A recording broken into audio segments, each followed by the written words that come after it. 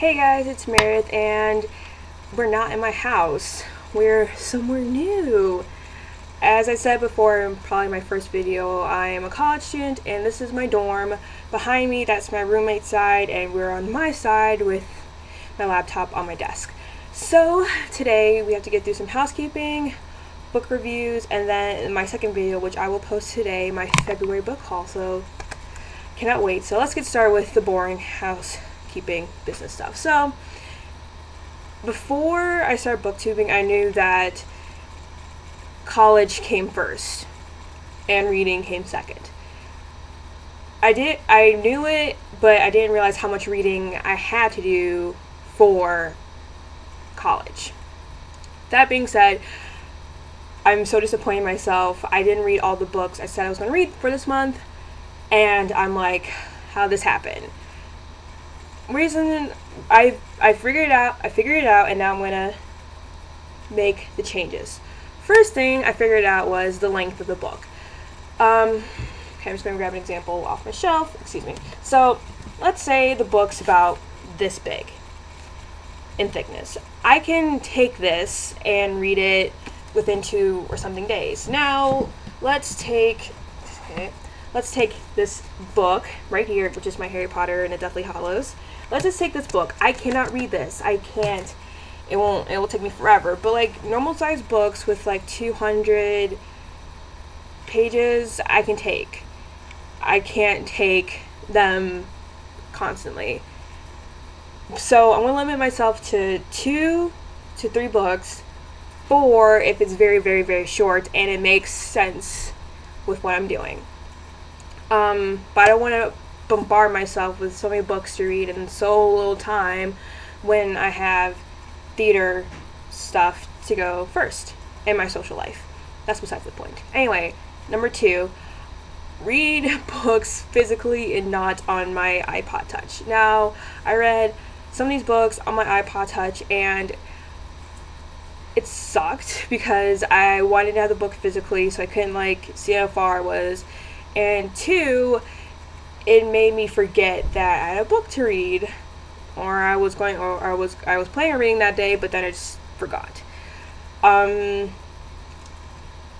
don't know, I think I should just read more books physically than on my iPod Touch, but that's another story for another day.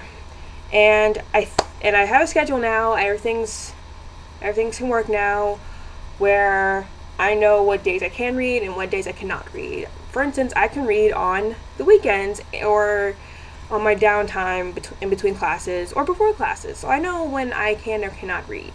So that being said, let's start with the book haul of the book, or books I should say, that I read for the month of January. I first read Warm Bodies by Isaac Marion, and that was just an amazing book. So many feels for that book, and the movie's coming out tomorrow if you're watching this in the month of January. Tomorrow, and hopefully I can see it. Hopefully I just want to see it and see how amazing it is, but then I have those like feelings when it comes to book to movie adaptations, which I'll make a separate video for on my feelings for book to movie adaptations. Okay, so let's get started with the plot. The plot was ridiculous. I never thought of a plot like this before. If you read a book with a plot from a zombie's point of view, let me know. I would like to read that book, because honestly, apocalypse books or TV shows, which in case leads me to The Walking Dead, it's from not the zombie's point of view, but from the character's point of view, and I like the zombie's point of view better, which means Warm Bodies was the book for me. It's about a zombie named R, and he's just living his life in an airport, shuffling, and he has a friend named M, and they tolerate each other, I guess I'd say. And then one day, M, R, and a few other zombies went to go hunt for food. I mean humans. Then, that being said, when a zombie eats a human's brain, he or she will relive that human's memory. So while M, R, and the others were getting food, they find humans, and R kills his victim. And in that memory, when he eats the brain, he sees this girl named Julie. And when he like snaps out of this memory, when the memory like dissolves, I don't know, I'm gonna call it that, he sees Julie in front of him. And he knew it was his obligation to protect Julie, and that's when the plot just takes off.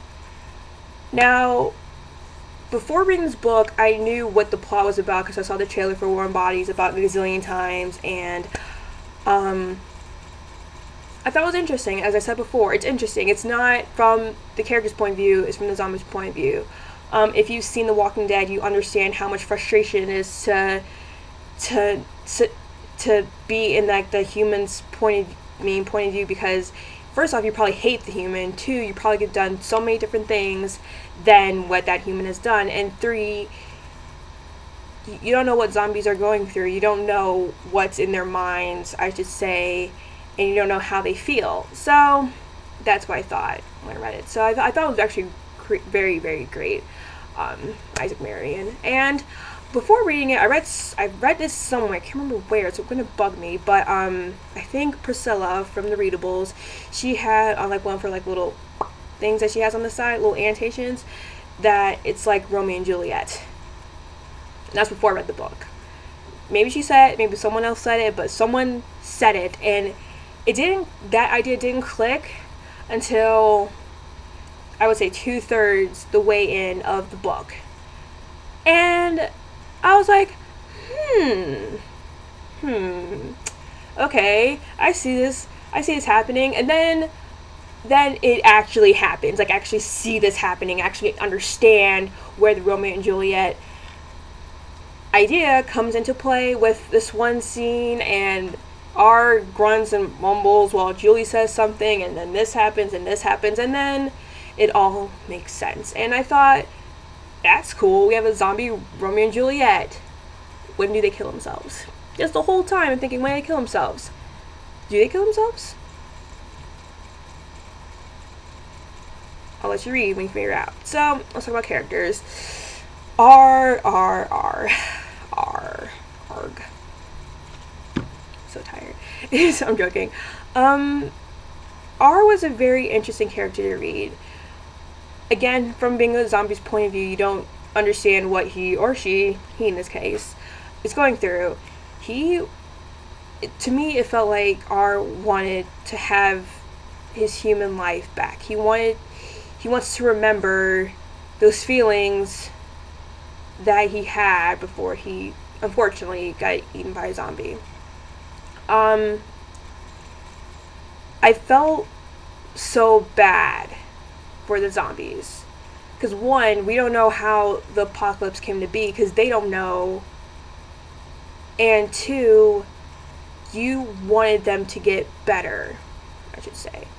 You wanted them to have a normal conversation. You wanted them not to kill. You wanted them to be human again, and I love that. And I felt so bad for R in the situation, because here's a nice zombie who was probably a really nice person, and he's unfortunately put in a situation that he didn't ask for. So I thought, oh, my heart's like hurting right now. I felt so bad for him, and he just didn't ask for it. Now, Julie.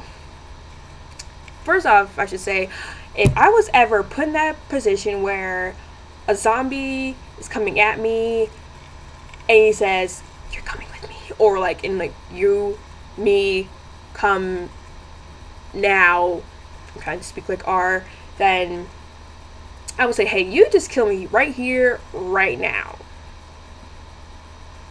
Well, done it. I couldn't have done it. I couldn't have gone with the zombie, so kudos to you, Julie. And I kind of hated her a little bit. And then like began kind of hate her, and then in the middle she was fine, and at the end I just hated her. I don't know why. I didn't really like a character until she revealed something that makes sense in a way. And again, I do sympathize with her, but it's just her actions and her thoughts are not seeing eye to eye, and I'm thinking to myself, are you stupid? Like, really, Julie, are you that stupid to do what you did? I can't even. But overall, she's a great character. Some things I didn't agree with, mostly all of them, but let alone, it was still a great book. Now, I would recommend this book to anyone. It's not a guy's book. It's guy can read it, but it does have mature content. It does have violence in it, and it makes me want to throw up sometimes. I think I almost threw up one time when he's like reading. But anyway, it's still a good book. There is a prequel coming out, which name I forgot, but I'm gonna link the article below where I found it, and I can't wait for the prequel because hopefully some of my questions will be answered, like, how did this happen? Why did this happen? Are there other, like, I would say, like, safe areas other than the one Julie lived in? I hope some of these questions are answered. Isaac Marion, please answer these questions. If you don't, I will cry.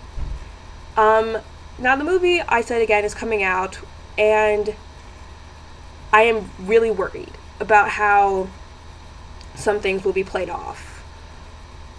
Like how R would see the memories, or excuse me, how R would see the memories, or how him and M would talk and communicate. I'm afraid it might be more of a comedic movie from what I saw in the trailer, and not about survival. That's what I'm like really kind of worried for. That's what like the trailer took off of me. But then I saw the first 4 minutes of the movie online. Again, you could look at it anywhere. It kind of made me feel better, but still, I don't know. Hopefully everything will work out. But overall, I give Warm Bodies by Isaac Marion a 4 out of 5 stars. Hopefully some answers will be questioned in the prequel, so let's hope to that. Now, I was going to read Gone, Hunger, and City of Bones. I tried to read Gone and Hunger by Michael Graham, but I couldn't get a copy, and I didn't have enough money to get on the ebook, so I tried. Then I got a copy of City of Bones. Obviously, that movie's coming out. Now, with my problem reading The City of Bones by Cassandra Clare, I couldn't get past the first chapter, or like the first few pages, let alone, because it didn't pull me into the world of that she created, which I probably bet it's phenomenal to some people, but it just seemed normal, excuse me, from what I'm used to. You understand? Like, you already predict the ending somehow from the first few chapters. And I read the first few pages, and I'm thinking, this is really boring. It doesn't seem like it's going to go anywhere. Yes. Anyway, if you can hear me. Again, I tried to read it. It didn't really capture my attention. It's not, and for now, it's not unreadable for me. But hopefully, it will change when the movie slowly comes out. Or it comes out. Hopefully, it'll work out. But, again, that being said, sorry, I gotta move something and get something else. For guys. Alright, so I should have done this when I got this book in the mail. I ordered it before I came back second semester, and I read it, I loved it, and this book, it means so much to me. I wish I read in the month of November because I kind of got it earlier than expected, but I read, instead of Gone and Hunger by Michael Grant and City of Bones by Cassandra Clare, I read McFly, Unsaid Things, Our Story by Tom Fletcher. Danny Jones, Harry Judd, and Dougie Pointer. Now, if you do not know McFly, it's okay. They're a UK band. I think media describes them a pop rock band, which totally makes sense. And they've been together for about 10 years now. Oh my gosh, she's so loud. They've been together for about 10 years, and I love them. I first heard McFly from an interview from Kevin McHale, who plays Artie on Glee, and I fell in love with them. I've been a McFly fan, or Galaxy Defenders as we're called, for about 5 years now. I have all their albums, and I now have the Greatest Hits album, and now I finally have the book. So let's get started. You're probably wondering, is this their autobiography? Yes, it's their autobiography of how the band became to be, with some stories in between, like how Tom met his now wife Giovanna, how Harry and Dougie became best friends, and what they did when the band first started, and how Danny felt in some moments in the book about his bandmates and himself and his life at home. So I thought that was amazing. And Dougie, you made me cry almost all the book. So I thought this was amazing. And some other things are in this book. Lindsay Lohan's in this book. Elton John's in this book. And some pictures, which I love pictures. Pictures make everything better. And I loved it so much. I'm a big fan of McFly, and I would read it if you do or do not know the band, because it makes you not treat them as a celebrity. It makes you treat them as a person. So switch hands. Sometimes I forgot who was reading, so I had to, because it, like in the book, it will say, like, let's say it was Tom, and then it'll go down. So it was basically an interview type of thing. And a video I saw, they said whoever was writing the book, or like whoever was like recording, is basically was recording of them talking. So this is a recording of them talking. So which is actually really helpful. But I just wish some chapters were just their chapters, and it makes sense. But it's very interesting, like how some songs came to be. Like this one song, one of their first hits, called Obviously, I'll link that below, was about Tom's now wife Giovanna, and then he wrote another song called All About You, which is about his now wife. And I'm like, I see where you're going with this, Tom. I see where you're going with this. And now from videos I've seen of them on tour, they perform the song together, which makes perfect sense. And of course they have hijinks and whatnot. So this is basically a tell-all book. And again, if you're not a McFly fan, and if you are, I would totally recommend getting this book. This is a 5 out of 5. Obviously, it's so amazing. It's so truthful, I believe. And McFly, if you're again for another 10 years, write more, because I want to know what happens. I want to know what Harry, Danny, and Dougie said at your wedding, Tom. I want to know these things. I just want to know as a diehard fan. So that's why I read this and Warm Bodies by Isaac Marion for the month of January. Now, hope you guys have a great day, and I'll see you later. Bye.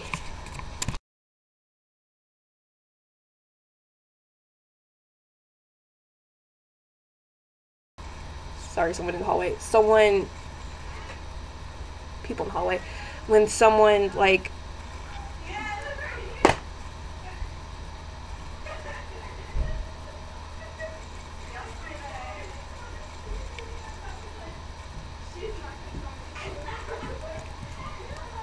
problems living in a college dorm. You have people in the hallway talking.